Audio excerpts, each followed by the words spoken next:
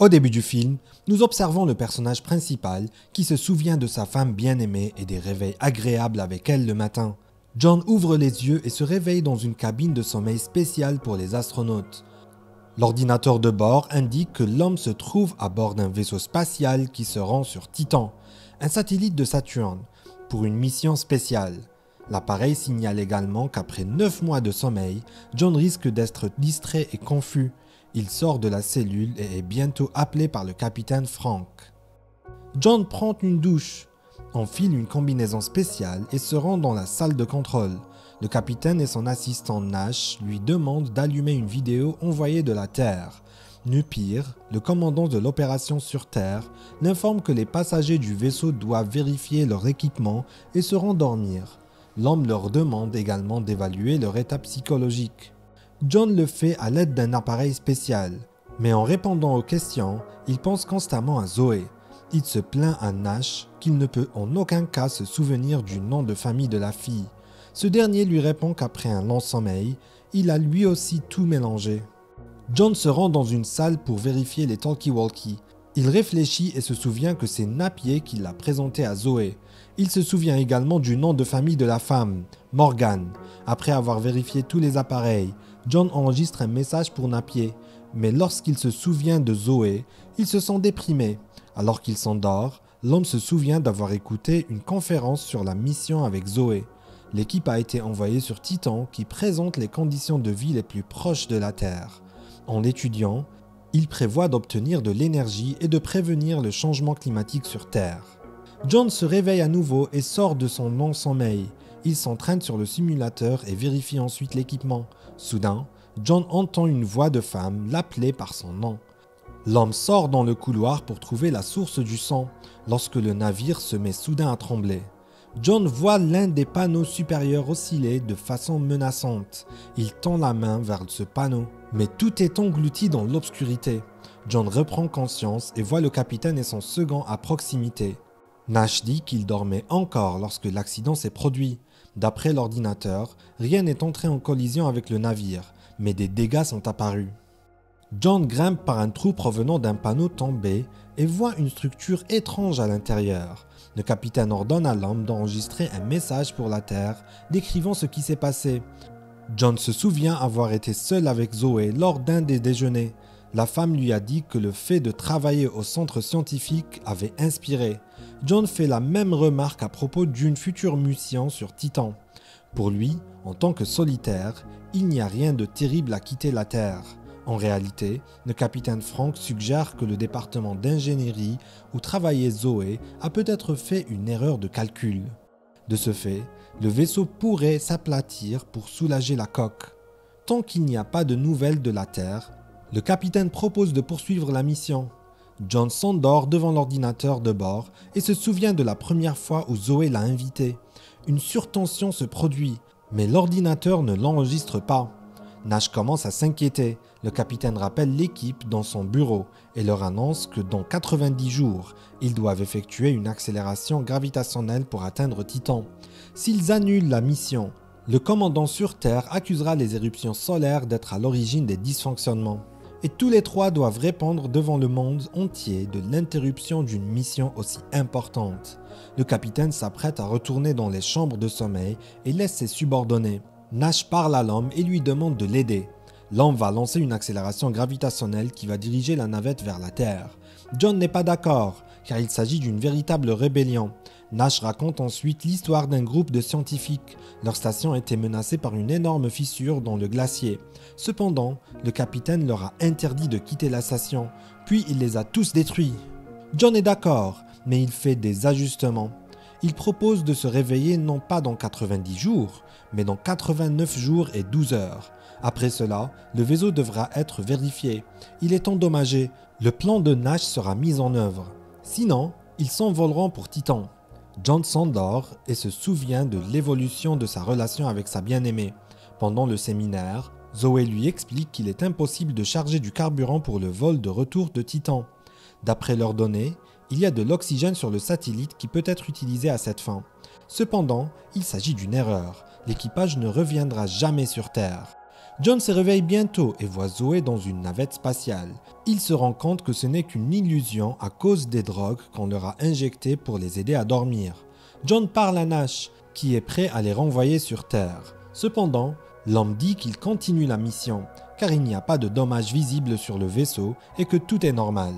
Nash s'écrie que ce n'est pas vrai et qu'ils mourront tous s'ils continuent leur voyage. Le capitaine apparaît dans la salle de contrôle et envoie Nash vérifier l'équipement avant l'accélération gravitationnelle.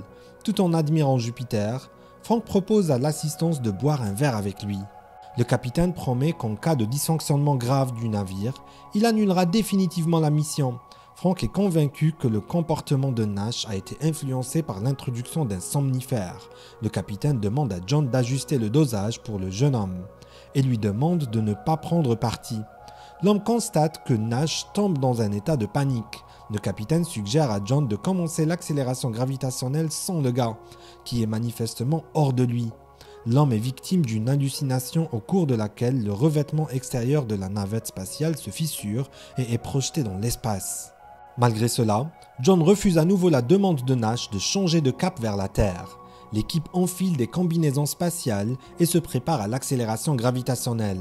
Nash panique fortement, mais tout se passe plus que bien. Le vaisseau spatial se dirige vers Titan. En l'honneur de ce dernier, le capitaine offre un verre à l'équipage. Avant de dormir à nouveau, le héros vérifie les radios et entend la voix de quelqu'un. Le capitaine, comme Nash, n'y prête pas attention, croyant à une hallucination. Au cours d'un autre rêve dans sa cellule, l'homme se souvient qu'il s'est disputé avec Zoé parce qu'elle ne voulait pas qu'il s'envole pour Titan. Après avoir repris ses esprits, John décide d'aller courir sur le navire et aperçoit soudain la fille qu'il aime. Il tombe sur le capitaine, qui l'informe que Nash a besoin d'aide dans l'un des départements. Frank rappelle également à l'assistant que Zoé ne peut pas être sur le navire. John parle au jeune homme, qui panique parce qu'il n'a pas des idées claires et qu'il ne se souvient même pas de ses parents. Il calme Nash en lui disant que ce n'est qu'un effet secondaire des médicaments. Le capitaine constate que la puissance du moteur a chuté de 20%. Quelqu'un s'est connecté à son système en utilisant le code de John. Frank pense que c'est l'œuvre de Nash. Le capitaine sort son arme et déclare qu'il ne tolérera pas le sabotage sur son navire. Malgré les serments de John et les paroles de Nash, qui ne se souvient même pas de son nom et encore moins du code, Frank les force à s'endormir jusqu'à ce qu'il trouve la solution. Alors qu'il sombre dans le sommeil, John voit le capitaine massacrer son partenaire de façon horrible. Après cela, l'homme retombe dans le monde des souvenirs. Peu avant de partir, Zoé décide de faire un petit dîner. La femme s'excuse d'avoir parlé ainsi du vol vers Titan. Elle en comprend l'importance. Zoé souhaite également à l'homme bonne chance dans son expédition. Elle espère qu'il pourra rentrer chez lui sain et sauf.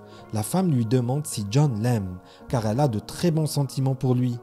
L'homme ne répond pas à cette question et se contente d'embrasser Zoé sur le sommet du crâne, en lui disant qu'il doit partir. John sort à nouveau d'un profond sommeil. L'homme se sent très mal, surtout lorsqu'il se souvient que le capitaine a détruit Nash. John essaie de trouver des preuves de ce qui s'est passé, mais le sol et le verre sont propres. Après avoir repris conscience, il se promène dans le vaisseau spatial, observant les différentes pièces. Bientôt, Frank l'appelle. Le capitaine lui raconte que Nash et lui se sont disputés. Frank a dû le replonger dans la chambre de sommeil profond pour l'empêcher de nuire jusqu'à son arrivée sur Titan. Le capitaine affirme que le problème du carburant est résolu et qu'ils atteindront certainement le satellite. John le croit, disant qu'il a eu d'étranges hallucinations avant de s'endormir. Frank lui dit également que Nash a mal raconté à l'homme l'histoire des scientifiques et du commandant qui leur a interdit de partir. En fait, les scientifiques eux-mêmes ont peur de changer de base à cause de la forte tempête de neige. Le capitaine décide d'y aller seul et gèle. Ses subordonnés, quant à eux, au fur et à mesure que la fissure du glacier s'élargit, se détruisent les uns les autres. Frank demande à son assistant de se réunir et de résoudre le problème du rétablissement d'une liaison vidéo avec la Terre. Le capitaine se réjouit du bon comportement de John et lui redonne le titre d'ami.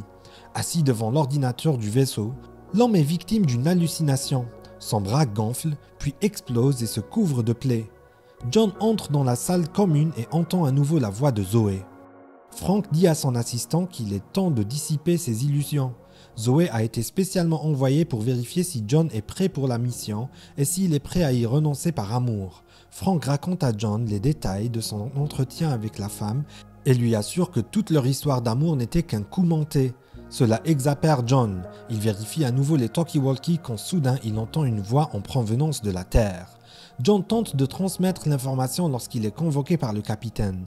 Frank explique qu'il est impossible de transmettre un signal aussi loin avec ses talkie-walkie. John reconnaît que la raison lui a joué un tour cruel. Le capitaine les informe également qu'ils seront bientôt confrontés à un nouveau cycle de sommeil. Jusqu'avant sa chambre, John s'effondre soudain et demande qu'on lui montre Nash. Frank répond qu'il ne peut pas interrompre le cycle de sommeil de Nash et le héros demande alors qu'on lui montre au moins la cabine de sommeil. Le capitaine accepte, mais au dernier moment, il menace John d'une arme et exige qu'il entre dans la chambre et s'endorme. L'homme commence à se débattre. John arrache l'arme et court jusqu'à l'ordinateur de contrôle. Là, il neutralise Frank, qui l'a rattrapé. Cependant, l'ordinateur indique que tout l'équipage est en vie et se trouve dans cette pièce. John consulte la liste des membres de l'équipage et voit un long nom, le capitaine John Frank Nash. Pendant tout ce temps, l'homme est resté seul à bord du navire. John rallume la radio et entend la voix de sa bien-aimée. Zoé dit que le lancement était un simulacre et que l'homme se trouve sur une maquette souterraine du vaisseau. Les dommages causés au blindage et les secousses ont été provoqués par le tremblement de terre. Zoé confirme également que John est seul sur le vaisseau. Il s'apprête à sortir, mais le capitaine l'en empêche. Celui-ci tente de convaincre John, mais celui-ci sort du sas sans sa combinaison spatiale. L'homme pense être sauvé par Zoé, mais en réalité, il est aspiré dans l'espace. C'est la fin du film. Merci à tous d'avoir regardé ce film jusqu'au bout. Donnez un like à cette vidéo, écrivez dans les commentaires ce que vous pensez de ce film, et rendez-vous dans de nouvelles vidéos.